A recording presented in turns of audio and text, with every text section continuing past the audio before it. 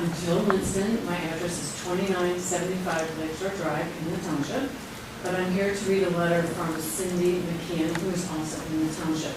Her address is 3498 Riverside Drive. She couldn't be here today, so I wanted to read it so it does become part of the record. Okay, Joe, one more thing. Make sure that we have a copy. Yeah. Submitted in. Yeah, you have. I gave it to you at the beginning of the meeting. Got it. Okay. To Saugatuck Township Zoning Board of Appeals from Cindy McKeon, date August 29th, 2013, regarding request for dimensional variances to construct 4 multifamily buildings. She says, as you know, the purpose of the Zoning Board of Appeals is to review applications by parties who feel that due to certain hardships, their property cannot be used as it is allowed by the zoning ordinance. As you also know, the zoning ordinance deals with land use, not financial profit or loss. By definition, a financial hardship is not zoning hardship. I believe that the underlying argument for zoning variances requested in this application is based upon profit and loss projections. The land can be used successfully under the existing ordinance. Therefore, no ordinances should be granted.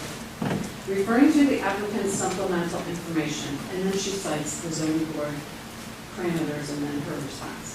A, that there are exceptional or extraordinary circumstances or conditions applying to the property in question as to the intended use of same that do not apply generally to other properties in the area. Her response. The problem is that the proposed density is too great.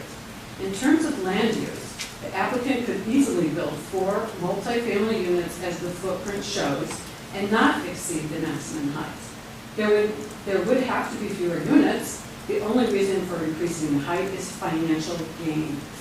B, that such variance is necessary for preservation and enjoyment of a property right similar to that possessed by other properties in the same zone district and in the vicinity, provided that the possibility of increased financial return shall not of itself be deemed to warrant variance.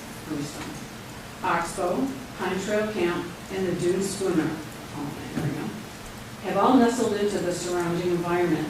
None were seeking a dramatic increase in height solely for the purpose of increasing density, which in turn would increase profitability. C, that the authorizing of such variances will not be of substantial detriment to adjacent property and will not materially impair the intent and purposes of the zoning ordinance or the public health, safety, and welfare. Her response. In fact, it will be of substantial detriment to the adjacent property and will materially impair the intent and purpose of the zoning ordinance and public health, safety, and welfare. The size of the development is totally counter to the low density, rural character of the area, which has persisted for generations. What is proposed is orders of magnitude beyond what there was before in terms of land use and supporting infrastructure. There will be heavy construction to create paved roads, large out-of-scale buildings, water lines, and power lines for starters. The crowning blow will be all of those out-of-scale buildings with a couple of floors of apartments stuck above the height limit on top of the 4 multifamily complexes. There is no land use hardship here. It is purely financial. The apartments will be just fine without the extra floors on top. Zoning board opinions. That the condition or situation of the specific piece of property or the intended use of that said property for which the variance is sought is not of so general or recurrent in nature as to make reasonably practicable the formulation of a general regulation for such condition or situation. A response. The applicant states that the existing height limits apply throughout the region. Certainly others have been able to use their land while adhering to the requirement, so it appears that there is nothing unusual about the situation, thus no hardship. Even if the land juxtaposes environmentally sensitive and a previously disturbed former industrial site that is ideal for redevelopment, there is no need to violate the height restriction in order to redevelop the land.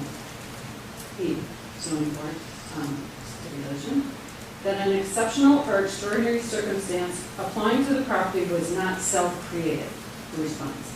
Indeed, it is totally self-created. The concepts outlined in this request can be accomplished without the zoning variance. It is a desire to make more money which is driving the request. This application should be denied. Thank you. Thank you.